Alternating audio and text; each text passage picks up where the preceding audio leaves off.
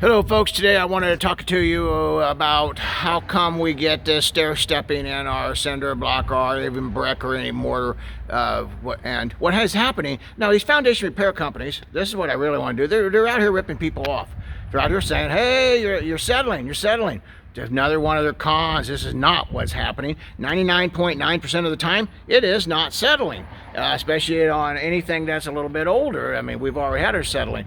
What's happening is that we got this leak coming down through here, and it's leaking coming down in through here.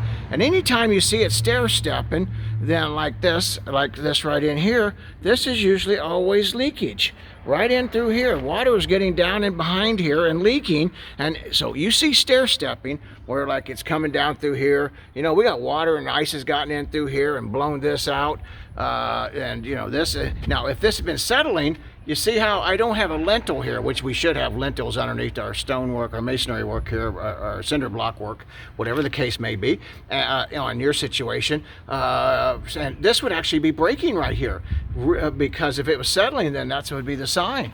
This is one of the cons they do. Do not let these foundation companies rip you off.